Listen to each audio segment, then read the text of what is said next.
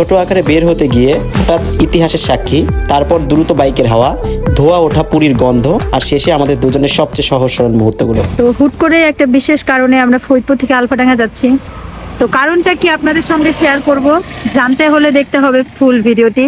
তো এই যে তিনি এখানে বাইক নিয়ে অপেক্ষা করছেন। তো তার অপেক্ষা শেষ করে এখন আবার আমরা রওনা দিব আমাদের গন্তব্যের উদ্দেশ্যে। তো এটা হচ্ছে বোয়ালমারী, মানে ফরিদপুর থেকে বোয়ালমারী যাওয়ার হাই রোডটা। তো হাইওয়েটা মানে ভালোই, তারপরেও গাড়ি ঘোড়ার চাপটা অনেক বেশি বিদায় আমার ভালো লাগে না।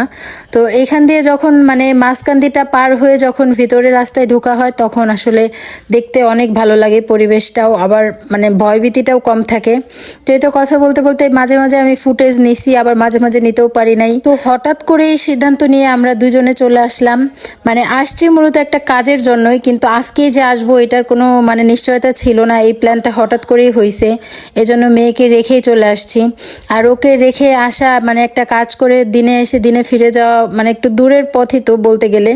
তো এই জন্য মাঝখানে আমার আর কোনো ভিডিও নেওয়া হয় না। এখানে আমরা বোয়ালমারী পার করে এসে আলফাডাঙ্গায় কাজটা শেষ করে যাচ্ছিলাম একটা, আপনারা দেখতেই পাবেন একটু পরে, মানে অনেকের মুখে শুনছি অনেক কিছুই, অনেক প্রশংসা শুনে আমরা এখানে আসলাম যে অবশেষে আসছি যেহেতু একটু ঘুরেই যাই।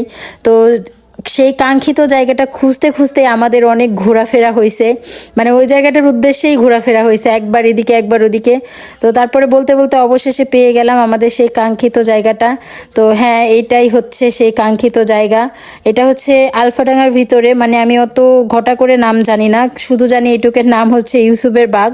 তো অনেকেই চিনবেন হয়তো বা। এখানকার পুরীটা একদম মানে অনেকের মুখেই শুনছি, অনেকের রিভিউ দেখছি, তো এভাবে করে বলতেও হবে না, আশা করি সবাই জানেন। তো এখানে দেখেন আমরা পুরিটা নিয়ে নিলাম। তো এই পুরিটার মেন বিশেষত্বটা আমার কাছে যেটা মনে হয়েছে যে এই কাসুন্দিটা, কারণ নর্মালি আমরা এই কাসুন্দি দিয়ে মেখে কখনো খাই না, তো এটা দিয়ে খাইতে, আর তারপরে ওনার পুরিটাও অনেক মজার, মানে এত মজা লাগছে বলে বোঝানোর মতো না। তো আমার খাওয়া তো শেষ, এবার হচ্ছে তার ট্রাই করার পালা। তো তার খাওয়ার ভাব দেখেই বুঝতে পারতেছেন আপনারা আসলে জিনিসটা এত মজার ছিল। কয়টা পুরি খাইলা? বেশি না, আর আমি 8টা, টোটাল 16টা পুরি খাই ফেলছি। বাসা কই মামাটা? বাবা আমাদের বাসা বাড়ি সব নদীতে ভেঙে গেছিল, তারপরে ইসুরের বাগে আছে, এখানে একটু মাথা গুদার ঠাই নিছে। আপনার সিঙ্গারা আর পুরিটা তো অস্থির। কত বছর ধরে আছেন তাহলে এখানে? এখানে আমি আছি আজ 9 বছর ধরে। তো মজার ঠেলায় কয়টা খাইছি নিজে মুখেই তো শুনলেন। তো এই মামাটাও অনেক ভালো ছিল, তো আমার কাছে অনেক ভালো লাগছে। ওনার দোকানটা অনেক ছোট, তারপরেও অনেক সিমসাম, মানে পরিষ্কার, পরিবেশটাও অনেক ভালো লাগছে। পরিপাটি দেখেও মানুষের মানে খাইতেও ভালো লাগে।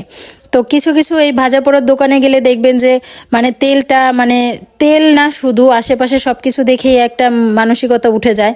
তো এই ব্যাপারটা ওইখানে আমি এসে ফিল করি নাই, আমার কাছে খুব ভালো লাগছে, ওভারঅল খুবই ভালো লাগছে। তো আজকের ভিডিওটা এই পর্যন্ত, সবাই ভালো থাকবেন, দোয়া করবেন, আল্লাহ হাফেজ।